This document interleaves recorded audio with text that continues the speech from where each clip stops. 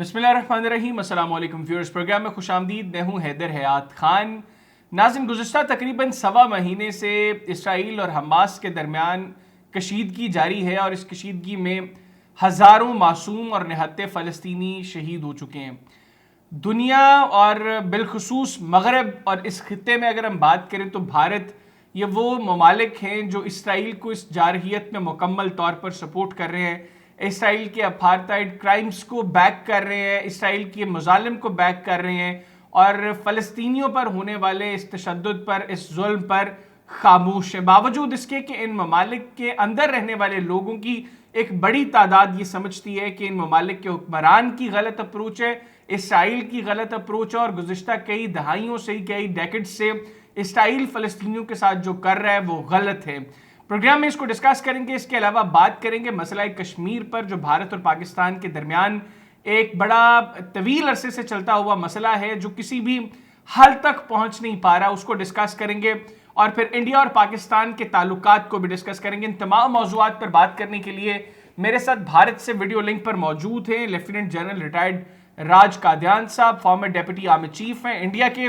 General साहब, thank you very much for your time. How are you? Thank you, Heather. I'm fine. General साहब, You on your channel. Thank you so much. General साहब, पहला सवाल ही फ़लस्तीन से मुताल्लिक। हम ये देख रहे हैं, आपको भी इस चीज़ का अंदाज़ा है कि गुज़िश्ता कई डेकेड्स से किस तरीके से इसराइल निहत्ते और मासूम फ़लस्तीनियों की जानों के दर पे है। क्यों भारत इस सारे मामले के अंदर फ़लस्तीनियों को इग्नोर करके इसराइल की सपोर्ट में लगा हुआ है? Heather साहब, भारत की पॉलिसी हमेशा दहशतगर्दी के खिलाफ रही है। तो 7 अक्टूबर को टेरर अटैक हुआ था इसराइल पर, भारत ने उसकी निंदा की है। वो हमारी पॉलिसी के मुताबिक है, क्योंकि दुनिया में भारत, मैं समझता हूँ, सबसे बड़ा दहशतगर्दी का शिकार रहा है।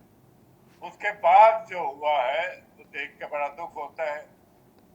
इजराइल का बदला लेना चाहता है, वो इस मसले को हमेशा के लिए खत्म करना चाहते हैं। अब हमास वो सिविल एरियाज में उनसे मिलकर, अगर इजराइल का दावा सही है, हॉस्पिटल के नीचे, स्कूल के नीचे उन्होंने अपने हथियारों के भंडार बना रखे हैं और अपने हेडक्वार्टर बना रखे हैं, हथियार छिपा रखे हैं, इसलिए वो उनको बर्बाद करना पड़ रहा है। 500 किलोमीटर के करीब लंबी उन्होंने सुरंगें खोदी हुई है मीडिया के हिसाब से। तो दोनों ही गलत है। मेरा मानना है कि हर मसले का हल आपस में बैठ के निकालना चाहिए। यूएन सेक्रेटरी जनरल ने कहा था कि ये जो 7 अक्टूबर को हुआ है ये वैक्यूम में नहीं हुआ। मैं उनसे रजामंद हूँ। ये तो मसला है, ये तो 1948 से शुरू हुआ था, लड़ाई कभी खत्म ही नहीं हुई। ये तो तारीख की देन है जो मगरबी देश गले में डाल गई और इजराइल और पैलेस्टीन दोनों उसका नुकसान उठा रहे हैं। सॉरी।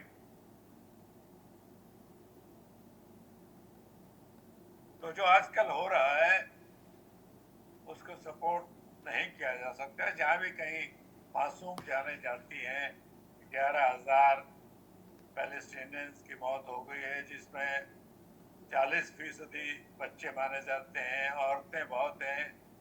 अब वो तो बीच में फंसे हुए, वो ना इधर के जा सकते हैं ना उधर जा सकते हैं। अभी इजराइल ने कुछ 4 घंटे रोजाना का पॉज तो दिया है फायरिंग में, ताकि मासूम लोग वहां से निकल सकें, उनको ह्यूमैनिटेरियन एड पहुंचाया जा सके।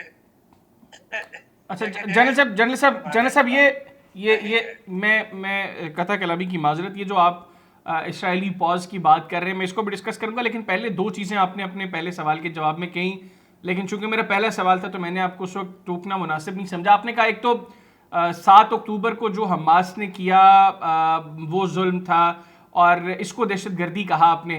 चल साहब, गुज़िश्ता कई दहाइयों से इसराइल फ़लस्तीनियों के साथ जो कर रहा है, आपके नज़दीक वो दहशतगर्दी नहीं है? मैं मानता हूँ कर रहे हैं, मैंने कहा गलती दोनों तरफ से। इजरायली भी वेस्ट बैंक में सेटलमेंट किए जा रहे हैं, तकरीबन 7 लाख उन्होंने तो सेटलमेंट इंडियन बनाई गवर्नमेंट है। उसको उसको गवर्नमेंट की सतह पर उसको कंडेम क्यों नहीं करती? नहीं, वो मैं मानता हूँ इजराइल की गलती है, लेकिन दहशतगर्दी का हमला वहां भी मासूम बच्चों को मारा है, औरतों को मारा है, और आर्मी के जो तैयार नहीं थे वो क्यों नहीं थे वो तो बाद में पता चलेगा, सबको मारा है, तो गलती वो भी थी। तो अभी जो चल रहा है इसका इमीडिएट प्रोवोकेशन तो 7 अक्टूबर की है।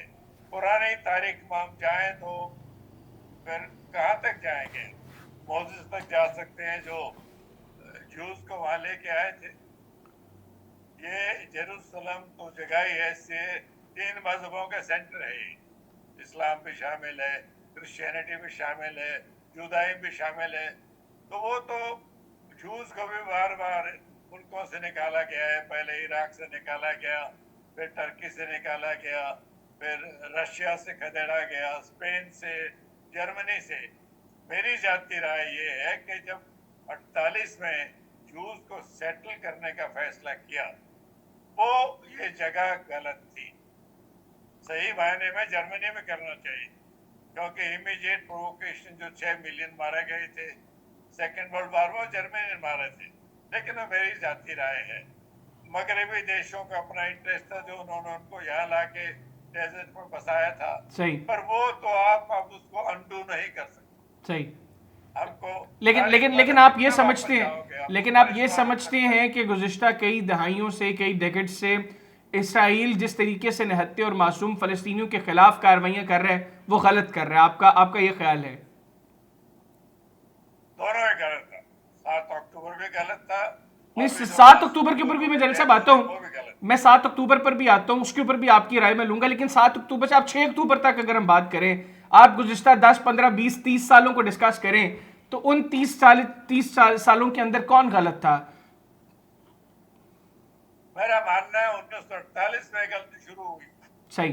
फिर दोहराता हूँ, इसराइलीज को यहाँ पर हैबिटेट करना ही गलत था। वो मगरबी देशों के अपने इंटरेस्ट होंगे, उन दोनों अरब कंट्रीज पावरफुल नहीं थे, तो ये लड़ाई तो 48 से चल तो रही जन है। साहब, आप तो 48 में चूंकि आप एक अच्छे, आपसे जब भी गुफ्तगू की है, आप बड़ी सेंसिबल और बड़ी अच्छी बातें करते हैं और आपसे बहुत कुछ हम सीखते भी हैं। आपने तो कहा कि इसराइल भी गलत कर रहा है। मेरा बुनियादी सवाल यह है, भारतीय हुकूमत को क्यों नहीं नजर आता कि इसराइल गलत कर रहे हैं? भारतीय हुकूमत को 7 अक्टूबर तो नजर आ गया कि 7 अक्टूबर को हमास ने क्या किया है, लेकिन 7 अक्टूबर से पहले इसराइल ने जो कुछ किया जिसका रिएक्शन 7 अक्टूबर है, वो क्यों नहीं नजर आ रहा? नहीं, भारत अरब की भी सपोर्ट करता रहा, हमारे रिश्ते सब अरब दोषियों से बराबर हैं।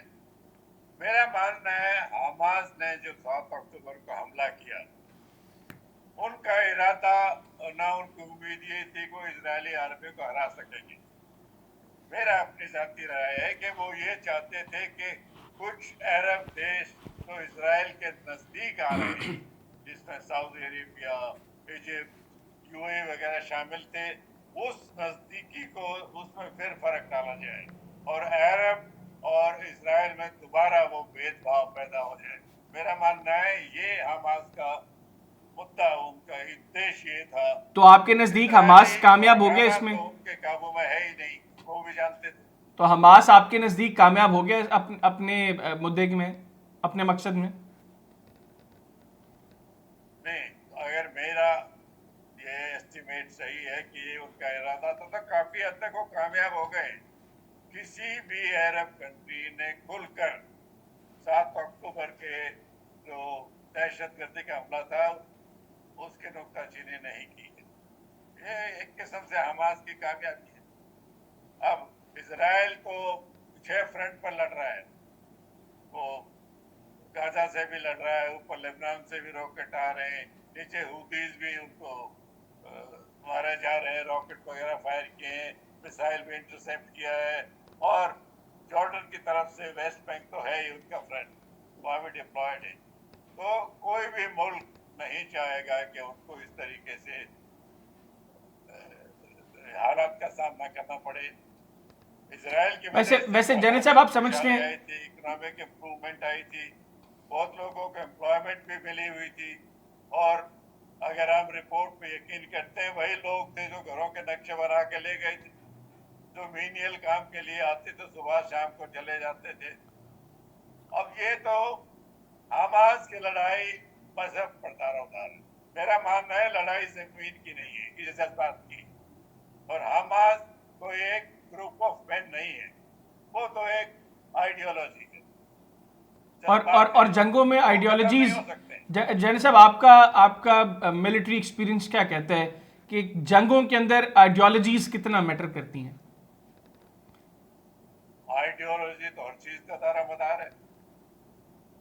आर्मी तो देश की आइडियोलॉजी को फॉलो करती है, चाहे वो हमास के फाइटर हो, चाहे वो हिजबुल्ला हो, चाहे कोई और हो, हुतीज हो। तो आइडियोलॉजी एक किस्म से बेस है, तो शुरुआत वहीं से होती है। जब आदमी को यकीन दिलाया जाता है कि तुम्हारे साथ ये हो रहा है और तुमको इसका बदला लेना चाहिए, वहीं से आइडियोलॉजी शुरू हो। तो ये लड़ाई ये तो खत्म हो जाएगी 2-3 हफ्ते में, जो अभी मुद्दा चल रहा है। कोई टेम्परेरी हल निकाला जाएगा, लेकिन ये लड़ाई खत्म नहीं होने वाली।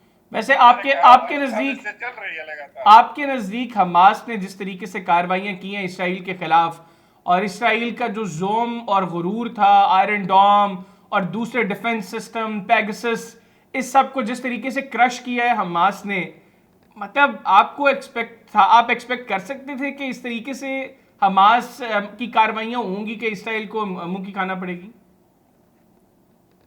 हमास की नफरी कितनी है उसका तो सिर्फ अंदाजा लगाया जा रहा है, कोई नहीं जानता उनकी। कोई 3,000 की फिगर दे रहा है, कोई ज्यादा कम भी दे रहा है। लेकिन बाकी जो 22 लाख पैलेस्टीनियन गाजा में है, वो अपने रोजी रोटी कमा के जिंदगी गुजारना चाहते हैं, वो बीच में फंसे हुए हैं। मेरी पूरी हमदर्दी है उनके साथ। नहीं, जैसा मेरा सवाल जनरल ये है कि जिस तरीके से हमास ने अटैक किया, जो मिसाइल्स उन्होंने फायर किए, फिर जिस तरीके से उनके जनरल्स को अरेस्ट किया और जो टारगेटेड कार्रवाइयां की, उनके पेगासस को हैक किया, उनका आयरन डॉम वो नाकाम हो गया हमास के अटैक के आगे, आपको लगता था कि जितना बड़ा डिफेंस सिस्टम इसराइल का था, जिस तरह वो मतलब फिरौन बना हुआ था, तो हमास का जो अटैक है, इतना बड़ा अटैक की तवक्को थी आपके ख्याल में इसराइल को हमास से, या आपको लगता था कि हमास इतना बड़ा अटैक कर पाएगा? मैं मानता हूँ इसराइल को एक किस्म से इनविंसिबल माना जाता था, उसमें कहीं ना कहीं उंगली उठाई जा सकती थी। लेकिन सबसे बड़ी कमजोरी मेरे हिसाब से इसराइल की ओवर कॉन्फिडेंस था। इसी ओवर कॉन्फिडेंस में 1973 में जब 6 अक्टूबर को इजिप्ट और सीरिया ने मिलकर हमला किया था, उनको इंटेलिजेंस मिली थी अमेरिका से। तो इजिप्ट ट्रेनिंग के बहाने अपनी फोर्सेस कर रहा था, लेकिन उनको ये यकीन नहीं आया कि 1967 में जिस पूरे तरीके से अरब देश हारे थे, उनमें दोबारा हिम्मत होगी। तो उसी और कॉन्फिडेंस भी अभी मारे गए। तो जो इनविंसिबिलिटी थी आयरन डोम की और सारे इलेक्ट्रॉनिक तरीकों की, पैट्रियट मिसाइल भी हैं, उसमें कहीं ना कहीं पंक्चर जरूर हुआ है। तो जो भरोसा दुनिया को भी था कि भाई इसराइल को कोई नहीं बीट कर सकता है, इनका जो बॉर्डर है, इलेक्ट्रॉनिक फेंस है, उसको पार करना मुमकिन नहीं है। तो वो तो हमास जिस तरीके से बड़ा वेल प्रिपेयर्ड था, वो मेरा मानना है कि सैकड़ों आदमी उसमें इन्वॉल्व थे। तो समुद्र के रास्ते से भी आए, जो ग्लाइडर से भी आए, जमीनी रास्तों से आए, लेकिन किसी को भी उनकी प्लान के बारे में कोई सुराग नहीं था।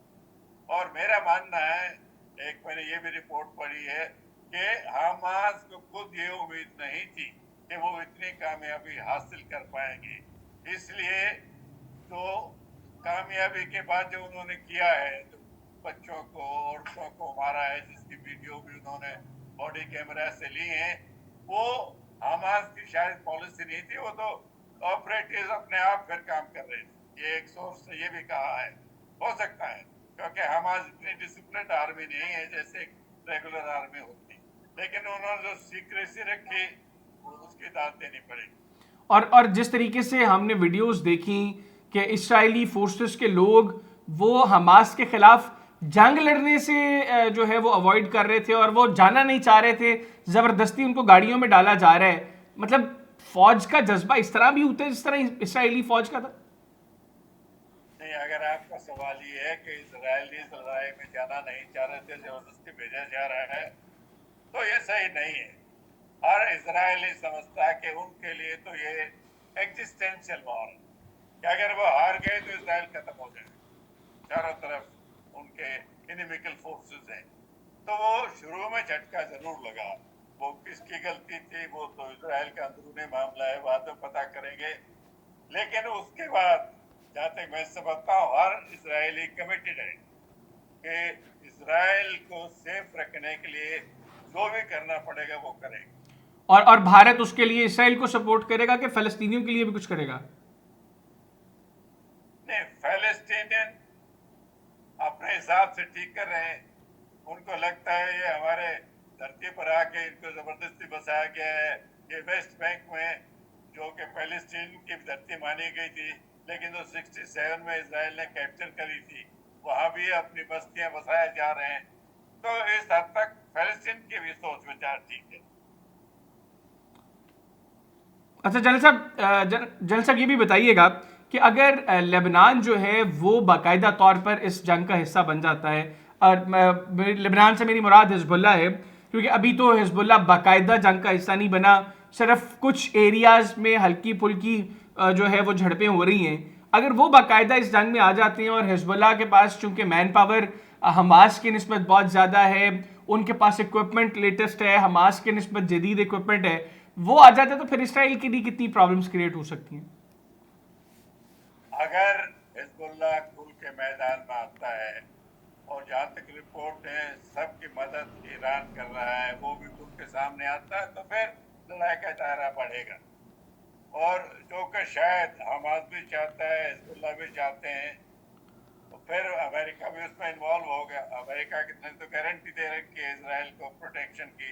उन्होंने अपने 2 एयरक्राफ्ट कैरियर्स जो हैं भेजे हुए मेडिटेरेनियन में, सी सपोर्ट भी दे रहे हैं, ड्रोन की मदद भी दे रहे हैं।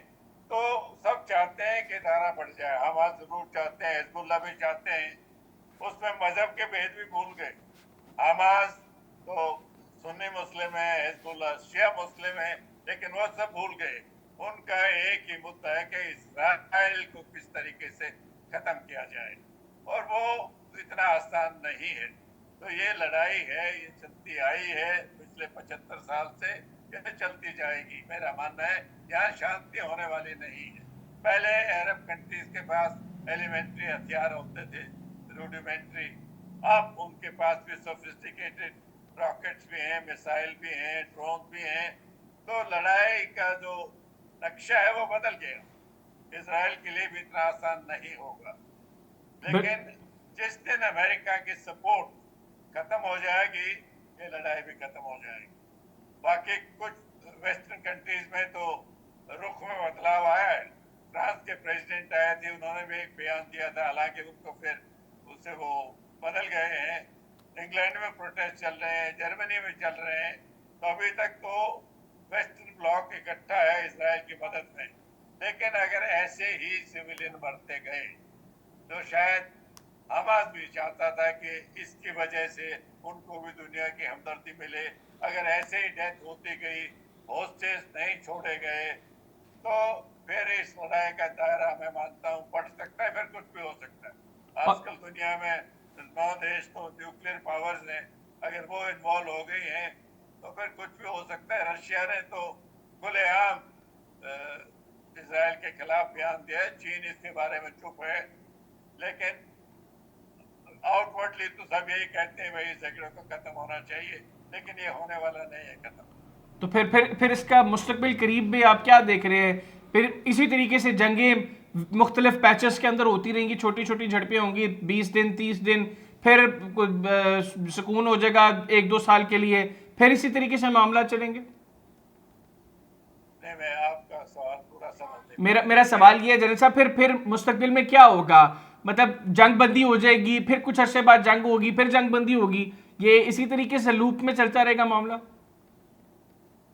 आगे क्या होगा अभी कोई नहीं जानता, किसी को रास्ता पता नहीं है। अमेरिका ने भी हिंट दिया इसराइल को सीज फायर के बारे में, इसराइल उसको भी नहीं माना है, क्योंकि जैसा मैंने कहा इसराइल की तो ये एग्जिस्टेंशियल लड़ाई है, या तो वो जीते या वो खत्म हो जाए। इसीलिए मैंने पहले भी कहा कि हर इसराइली कमिटेड है। जहाँ तक आपने हिजबुल्लाह का जिक्र किया, वहाँ तो लड़ाई पहले चल रही, करीब 1.5 लाख इसराइली फैमिली तो वहाँ से छोड़ के आ गए हैं। इजराइल में रियल एस्टेट की प्राइस बढ़ी क्योंकि वो अपना नया रेजिडेंस तैयार कर रहे हैं, जिससे इजराइल की साइज धीरे धीरे श्रिंक हो रही। तो इसका आगे क्या होगा कुछ नहीं कहा जा सकता। ठीक हो गया। अच्छा जन साहब, अब जरा हम कश्मीर और पाकिस्तान और भारत के ताल्लुकात को डिस्कस करते हैं। आपने बात की कि भारत दुनिया का वो मुल्क है जो सबसे ज़्यादा दहशतगर्दी से मुतासर हुआ है। मतलब आप किस तरीके से ये क्लेम कर सकते हैं कि इंडिया वो मुल्क है जो दहशतगर्दी से सबसे ज़्यादा मुतासर हुआ है, जबकि पाकिस्तान, अफगानिस्तान, इस रीजन के अंदर वो दो ममालिक मौजूद हैं जो भारत की वजह से बहुत ज़्यादा दहशतगर्दी से मुतासर हुए हैं। भारत शांति एक अमन पसंद देश है।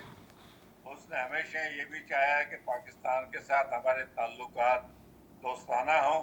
अफगानिस्तान से तो हमारे ताल्लुकात हमेशा दोस्ताना रहे हैं, कोई दिक्कत नहीं है। उनको तो अपने मसले उनके चल रहे हैं इंटरनल। तो ये पहल अभी पाकिस्तान को करनी है। हमने तो 2014 में बयान दिया था कि आप पहले दहशतगर्दी बंद कराओ, फिर आके टेबल पर बैठो, जो भी बातचीत करनी है आप उसका करो। लेकिन दहशतगर्दी हम कैसे बंद करवाएं जब भारत तो बाज नहीं आ रहा, वो तो पीछे से कहीं ना कहीं से दहशतगर्दी करवा देते पाकिस्तान के अंदर, हम कहां से बंद करवा दें? दहशतगर्द का कोई मजहब नहीं होता। आपके पाकिस्तान में बहुत दहशतगर्दी हमले हो रहे हैं, लेकिन वो तो आपका इंटरनल मामला है, कोई बाहर के दहशतगर्द वहां नहीं आते। भारत की समस्या है कि वो पाकिस्तान से आते। पाकिस्तान उनको हथियार देता था, पैसे देता था, ट्रेनिंग देता था, मोटिवेशन करता था। जैसा पाकिस्तान का मसला भी यही है, पाकिस्तान ये कहता है कि पाकिस्तान के अंदर जो दहशतगर्दों की कार्रवाई होती है, दहशतगर्दी होती है, उसमें ज़्यादातर भारत मुलव्वस होता है, उनको ट्रेन भारत करता है, उनको फंड भारत करता है। टीटीपी के हवाले से तो हम दर्जनों बार ये बात कर चुके हैं कि टीटीपी को भारत फंड कर रहा है। कुलभूषण यादव हमारे पास मौजूद है जो पाकिस्तान में दहशतगर्दी कर रहा था। तो इस तरह की मल्टीपल एग्जाम्पल्स हैं पाकिस्तान में जो इंडियन इन्वॉल्वमेंट है टेररिज्म के अंदर। इल्जाम और सबूत में बहुत बड़ा फर्क है हैदर साहब। आप जो कहते हो कि भारत बलूचिस्तान में ये कर रहा है, वो सिर्फ इल्जाम है, और कुलभूषण कहता है वो सबूत है। जनरल साहब, कुलभूषण, जनरल राज कुलभूषण से बड़ा क्या सबूत हो सकता है? किससे बड़ा? कुलभूषण, कमांडर कुलभूषण यादव से बड़ा नहीं। वो तो आप कहते हो ना कि वो कहते हैं, जनरल साहब हम नहीं कहते हैं, कमांडर कुलभूषण कहते हैं कि मैं करता रहा हूं। वो तो मुद्दा अभी भी सब जुडिस है। वो तो सब जुडिस है, लेकिन उनकी वीडियो स्टेटमेंट तो है ना, उनकी वीडियो स्टेटमेंट है। ईरान में किसी कंपनी के साथ काम कर रहा है, तो उसको आप खरीद के ले आए या पकड़ के ले आए दहशतगर्दों की वजह से। ये तो आप कह रहे हैं ना जनरल साहब, ये तो आप कह रहे हैं, ये तो इंडियन क्लेम है, क्योंकि अब कमांडर कुलभूषण यादव हमारी कस्टडी में है और उसने एक्सेप्ट भी कर लिया है कि मैं भारतीय हुकूमत और भारतीय फोर्सेस की एमा पर पाकिस्तान में दहशतगर्दी करवा रहा हूं। तो आप लोगों ने तो उसको डिनाई करना है। लेकिन अब मतलब कतर को क्या प्रॉब्लम होगी? आप लोग तो कतर में आपके नेवी के ऑफिसर्स पकड़े गए, वो वहां पर स्पाइंग कर रहे हैं, तो ये तो मतलब भारत की पुरानी रविश है। साहब, भारत जब बोलता है वो सबूत के बूते पर बोलते हैं, चाहे वो पुलवामा हो, जो आपके जैसे मोहम्मद ने 24 घंटे में जिसकी जिम्मेवारी ली थी, लेकिन पाकिस्तान के रहने वाले हैं। लेकिन बीजेपी के गवर्नर सत्यपाल मलिक ने कहा कि पुलवामा इंसिडेंट नरेंद्र मोदी की वजह से हुआ। नहीं, उन्होंने ये कभी नहीं कहा कि भारत ने करवाया। उन्होंने ये कहा था कि अगर आप हिदायत देते तो शायद इसको रोका जा सकता। जनरल साहब, वो पहला इंटरव्यू था जिसका आप जिक्र कर रहे हैं, जो करण थापर को इंटरव्यू दिया उन्होंने, जिसके अंदर उन्होंने ये बात की कि मैंने ये कहा था कि आप जो है वो इस तरीके से इसको फैसिलिटेट करें, वो नहीं किया गया। लेकिन उसके बाद उनकी एक सीरीज है, काफी इंटरव्यूज दिए उन्होंने मुख्तलिफ जगहों पर, जिसमें उन्होंने कहा है कि ये पुलवामा मोदी ने करवाया है, मकसद इसका पॉलिटिकल फायदा लेना था जो 2019 के इंतखाबात में लिया, और उन्होंने इस खदशे का भी इजहार किया कि इसमें कोई, उन्होंने कहा कि मुझे इसमें कोई डाउट नहीं है कि अगले इलेक्शन से पहले भी मोदी इस तरह का कोई फॉल्स फ्लैग ऑपरेशन करवा सकता है। देखिए, अगले इलेक्शन के टाइम क्या होगा वो तो वक्त बताएगा। इसमें दो बातें हैं। एक, हर पॉलिटिकल पार्टी अपनी कामयाबी का इस्तेमाल करते है इलेक्शन के लिए, तो डेमोक्रेसी का असूल है। लेकिन उसके लिए अपने अपने फौजियों को मरवा दिया जाता है। सर्जिकल स्ट्राइक का भी फायदा उठाया था, पुलवामा में जो बालाकोट पर हमला किया उसका भी फायदा उठाया। लेकिन इसका मतलब ये नहीं कि पुलवामा कराया उन्होंने। मलिक साहब ने जो मैंने इंटरव्यू देखा है उसमें यही इशारा दिया है कि अगर हम उस कॉलम को रोड मूव ना करते बल्कि हवाई जहाज से भेजते तो शायद ये हादसा नहीं होता। जैन साहब उसके बाद उन्होंने कई इंटरव्यूज दिए, सत्यपाल मलिक साहब ने उसके बाद कई इंटरव्यूज दिए। उन्होंने यहां तक कहा कि मुझे इस मुद्दे के ऊपर बात करने से मना कर दिया गया, और एक जगह पर जब मुझसे ये सवाल हुआ मैंने इस पर बात की तो मोदी मुझसे नाराज हो गए। फिर उनसे जब सवाल हुआ अगले इलेक्शंस का, उन्होंने कहा कि मुझे कोई शक नहीं है कि वो अपने पार्टी के किसी बंदे को मरवा सकते हैं या पुलवामा जैसा कोई और इंसिडेंट करवा सकते हैं अगले इलेक्शन से पहले। उन्होंने कहा कि मुझे मोदी की मेंटेलिटी है कि वो अपने फायदे के लिए कुछ कर सकता है। नहीं, ये अगर मलिक साहब ने रिटायरमेंट के बाद ये कहा है तो उनकी जाती राय हो सकती है। डेमोक्रेसी में सबको हक अपनी बात बोलने का। हालांकि मैंने नहीं सुना है उन्होंने कभी ये कहा हो कि बीजेपी ने पुलवामा करवाया है। उन्होंने कहा कि अगर हम हिदायत लेते तो शायद पुलवामा नहीं होता, अगर उनकी बात मान ली जाती। अब वो तो कॉन्वॉय तो वहाँ रोज चलते रहते हैं, कब तक आप लोगों का हवाई जहाज से भेजते रहेंगे? हमारे तो बहुत सारे सैनिक वैली में इन्वॉल्व हैं थैंक्स टू पाकिस्तान, तो कब तक हम उनको उड़ाते रहेंगे? वो राय थी उनकी। लेकिन मैंने कहीं नहीं सुना है जब मलिक साहब ने ये बोला है कि पुलवामा कराया बीजेपी ने। तो जनरल साहब आपने जो पाकिस्तान का जनरल साहब आपने जो पाकिस्तान का शुक्रिया अदा किया, आपने कहा थैंक्स टू पाकिस्तान, प्लेबिसाइड करवा देते हैं ना, वहां पर दूध का दूध पानी का पानी हो जाएगा, ना पाकिस्तान को कुछ करना पड़ेगा ना इंडिया कुछ करना पड़ेगा, कश्मीरीज को डिसाइड करने दे। देखिए, कश्मीर का मुद्दा तो जरूरी भी नहीं है कि हम इंटरनेशनल चैनल पर भारत के अंदरूनी मामलों की बात करें। सर ये अंदरूनी मामला नहीं है, ये बायलैटरल इशू है जनरल साहब। भारत का हिस्सा था, है और रहेगा। जनरल साहब ये बायलैटरल इशू है, कश्मीर पाकिस्तान की शारग है, कश्मीर पाकिस्तान की शारग है, कश्मीरी पाकिस्तानियों से प्यार करते हैं। आज भी इंडियन ऑक्यूपाइड कश्मीर में कोई कश्मीरी शहीद होता है, भारतीय फोर्सेस के जुल्म का निशाना बनता है, तो वो कफन के साथ पाकिस्तानी परचम में लिपट के कब्र में जाने को तरजीह देता है। आप लोगों ने 9-10 लाख की फौज वहां पर डिप्लॉय की हुई है, ये तो तमाम चीजें जाहिर करती हैं कि कश्मीरीज क्या चाहते हैं, कश्मीर की आवाम क्या चाहती है। मतलब भारत के चाहने ना चाहने से तो नहीं सिर्फ फर्क पड़ेगा ना, कश्मीरीज ने भी फैसला करना है। मैं नहीं कहता पाकिस्तान की ख्वाहिश पर कुछ किया जाए, कश्मीरीज को तो मौका दिया जाए, उनसे पूछा जाए वो क्या चाहते हैं। जहाँ तक आवाम का स्कूल है, हमको भी प्यार है पाकिस्तानियों से, वो भी हमारे जैसे ही है। हरियाणा को भी है, पंजाबियों को भी होगा, यूपी वालों को भी होगा, कश्मीर वालों को भी होगा। सिर्फ इस दारोमदार पे क्योंकि आवाम को पाकिस्तान से प्यार है तो उनको पाकिस्तान के साथ मिला दिया जाए।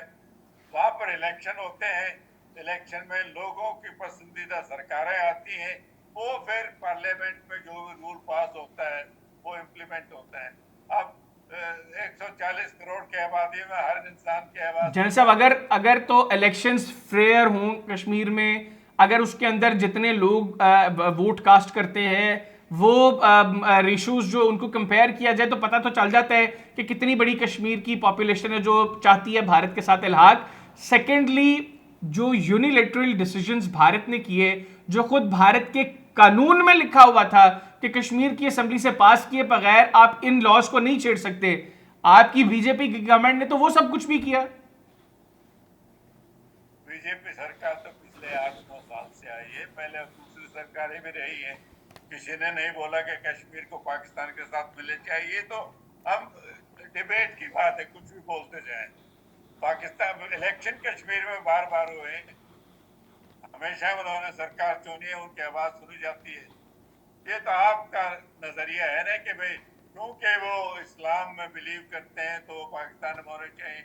भारत तो एक सेकुलर देश है, बहुत सारे ऐसे लोग हैं जो इस्लाम में बिलीव करते हैं, क्या सबको पाकिस्तान में चला जाना लेकिन हमने देख लिया ना जनरल साहब, वहां पर मुसलमानों के साथ जो सलूक होता है। अभी आप वर्ल्ड कप की एग्जांपल लें तो मोहम्मद शामी ने 5 विकेट्स ली मैच के अंदर, वो सजदा करने लगे, सजदा करते करते रुके क्योंकि उनको अंदाजा था कि उन्होंने सजदा कर दिया तो उनको टीम से भी निकाला जा सकता है, और वो शुक्र अदा करना चाहते थे कि उनको 5 विकेट्स हासिल हुई। लेकिन वो सिर्फ इस वजह से सजदा नहीं किया उन्होंने क्योंकि उनको अंदाजा था कि अगर उन्होंने ये किया तो उनको टीम से निकाल दिया जाएगा। उनको अंदाजा था कि अगर उन्होंने सजदा किया तो उनके ऊपर भारत ने बहुत ज्यादा तनकीद होगी, क्योंकि वहां पर मुसलमानों के खिलाफ तो बात करना एक ट्रेंड है, जिसका दिल करता है वो उठ के मुसलमानों को बात कर देता है भारत में। अगर आप लीगल कब्जा जिसका आपने जिक्र किया उसकी बात करते हैं तो लीगल कब्जा पाकिस्तान का है, पाकिस्तानी ऑक्युपाइड कश्मीर जिसको हम बोलते हैं, और 30% इलाका जो है वो इलीगल है। तो भारत के पास है 50%, वो लीगल है। वो महाराजा हरि सिंह 1947 में जो उस वक्त रूल था उन्होंने एक्सेशन साइन किया है। 15% तो जैसा वो भारत एक्सेशन का डॉक्यूमेंट, वो एक्सेशन डॉक्यूमेंट भी प्रोड्यूस नहीं कर पाते। सेकेंडली बात है कश्मीरीज क्या चाहते हैं। कश्मीर में हमेशा एक ही नारा लगा है, बल्कि 2 नारे लगे हैं कश्मीर में, मैं एक की बात नहीं करूंगा। एक नारा लगा है कश्मीर बनेगा खुद मुख्तार, और दूसरा नारा लगा कश्मीर बनेगा पाकिस्तान। कभी कश्मीरियों ने भारत के साथ जाने की बात ही नहीं की। वो या खुद मुख्तारी की आजाद रियासत की बात करते हैं या वो पाकिस्तान के साथ इल्हाक की बात करते हैं। देखिए, नारे तो डेमोक्रेसी में रोज लगते रहते हैं, अभी भी लग रहे हैं, इलेक्शन होने वाले हैं अगले साल। नारे वालों की अगर हम राय मानने लगे तो फिर डेमोक्रेसी चल ही नहीं सकती। ये नारे तो शायद नारे जनरल साहब नारे अवाम लगाते हैं, नारे अवाम लगाते हैं, और डेमोक्रेसी तो नाम ही पब्लिक ओपिनियन का है, मतलब government of the people, for the people, by the people. आप कह रहे हैं कि नारे लगाने वाली आवाम को एक्सक्लूड कर दें, तो फिर आप क्या चाहते हैं? मतलब कश्मीर में कि कौन फिर वोट करे आके? इंडिया से आके लोग आके कश्मीर में वोट करेंगे, कश्मीरीज क्या चाहते हैं वो भारतीय आकर बताएंगे? मतलब कश्मीरीज ने बताना है ना जो नारे लगाते हैं। हैदर साहब, जब भीड़ में नारे लगते हैं तो हम वही सुनते हैं जो हम सुनना चाहते हैं। नारे दोनों तरफ से लगते हैं। मेरा अपनी राय, दोस्ताना राय पाकिस्तान को है कि आप अपने अंदरूनी मामलों को पहले संभालो। आपकी इन्फ्लेशन 31.4% है आज के दिन, इकोनॉमी आपके काबू नहीं आ रही, गैस सिलेंडर आपका 3000 रुपए का आता है। आप कश्मीर की फिक्र छोड़ दो। जनरल साहब, ये इकोनॉमी, हमारी इकोनॉमी के जो भी हालात हों, इन्फ्लेशन जितनी मर्जी बढ़ जाए, इन तमाम चीज़ों को हम रिलेट नहीं कर सकते कश्मीर के साथ पाकिस्तान के मौक़िफ़ की। कश्मीर पाकिस्तान की शाहरग है, कश्मीरीज के साथ पाकिस्तानी मोहब्बत करते हैं, कश्मीरीज पाकिस्तान के साथ मोहब्बत करते हैं, इसका इकोनॉमी से, इन्फ्लेशन से कोई ताल्लुक नहीं है। आखिर में मुझे ये बताइएगा, अब चूंकि भारत में फिर इलेक्शंस आने जा रहे हैं, अब कोई फॉल्स फ्लैग ऑपरेशन करेगी इंडियन गवर्नमेंट भारतीय फौज के साथ मिलकर जिसका बीजेपी को फायदा हो सके इलेक्शंस में? मैं सवाल नहीं समझ पाया। मेरा सवाल जनरल साहब, मेरा सवाल ये है कि भारत में चूंकि अगले साल इलेक्शंस होने जा रहे हैं 2024 में, तो 2024 के इंतखाबात से पहले भारतीय फौज और भारतीय हुकूमत मिलकर बीजेपी की सपोर्ट के लिए कोई फॉल्स फ्लैग ऑपरेशन करने का इरादा रखते हैं? नहीं, पहली बात तो आप भारतीय फौज को छोड़ दो। हमारी फौज टोटली एपॉलिटिकल, हम पाकिस्तान नहीं है कि फौज पॉलिटिक्स में इन्वॉल्व हो। अब इंतखाब होंगे, सब पार्टियां कोशिश करती हैं, मीटिंग्स हो रही हैं, रैलीज हो रही हैं, भारतीय जनता पार्टी की भी, अपोजिशन पार्टीज की भी हो रही है। कौन पार्टी आएगी, आवाम किसको पसंद करेगा, कौन जीतेगा, कौन हारेगा, ये तो वक्त बताएगा। लेकिन आप भारतीय फौज पर जो आप उंगली उठा रहे हो कि वो भी जनरल साहब पुलवामा में बीजेपी के नैरेटिव को सपोर्ट करने के लिए अगर पुलवामा में भारतीय फौज अपने ही लोगों को मरवा सकती है, पठानकोट की जैसी स्ट्राइक्स करवा सकती है, फेक सर्जिकल स्ट्राइक्स करवा सकती है, तो फिर मैं पॉलिटिकल तो नहीं कह सकता ना इंडियन मिलिट्री को। वो तो बिल्कुल बीजेपी की बी टीम के तौर पर काम कर रही है इस वक्त इंडिया के अंदर। मतलब आप लोग जो कुछ 7 सिस्टर स्टेट्स में कर रहे हैं वो डेमोक्रेसीज में नहीं होता, जो कश्मीर में हो रहा है वो डेमोक्रेसीज में नहीं होता, जो पंजाब के अंदर जो कुछ हुआ वो डेमोक्रेसीज में नहीं होता। तो ये डेमोक्रेसी का लिबादा ओढ़कर और ए पॉलिटिकल फौज का नैरेटिव लिए भारत की फौज और भारत की हुकूमत तो सब कुछ कर रही है जो डेमोक्रेसी में नहीं होता। डेमोक्रेसी में लोग हमारे चुनाव, दुनिया मानती है कि फेयरेस्ट चुनाव पूरे वर्ल्ड में भारत में होते हैं। जहाँ तक सर्जिकल स्ट्राइक की आप बात कर रहे हो, वो जब भी सरकार निर्णय लेती है, पहला मौका नहीं है। मैं आपको 1964 का एक मिसाल दे देता हूँ। वो नीलम वैली में जबकि पाकिस्तानीज ने एक हमारी पोस्ट पर हमला किया था, बदले में भारत ने LOC के पार जाके, उन दोनों सीज फायर लाइन बोलते थे, पूरी पोस्ट को बर्बाद किया था। उन दोनों मीडिया नहीं था। तो ये तो भारत हमेशा करता है, कोई भी पॉलिटिकल पार्टी हो। भारत की सेना देश की सेना है, किसी पॉलिटिकल पार्टी की नहीं है। यही वजह है जब इलेक्शन के बाद सरकारें बदलती हैं, फौज पे कोई असर नहीं पड़ता है। चलें। फौज अपने हिसाब से चलती रहती है। आप अपने इंटरनल पॉलिटिक्स को देख के भारत पर ऐसा इल्जाम लगा नहीं, मैं इंटरनल पॉलिटिक्स नहीं, मैं भी भारत के हालात को देखता रहता हूं। मुझे भी भारत में अंदाजा है क्या कुछ हो रहा है। बहरहाल बहुत शुक्रिया जनरल राज कादियान साहब, आपने मुंबई से खसूसी तौर पर वक्त निकाला हमारे प्रोग्राम के लिए।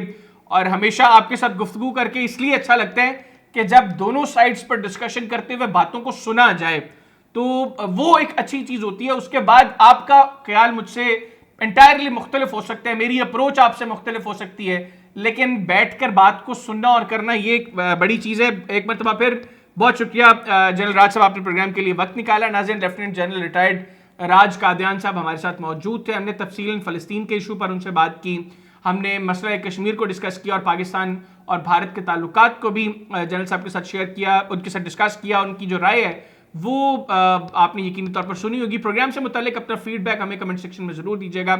मुझे और मेरी टीम को इजाज़त दीजिए। अल्लाह हाफिज़। पाकिस्तान जिंदाबाद।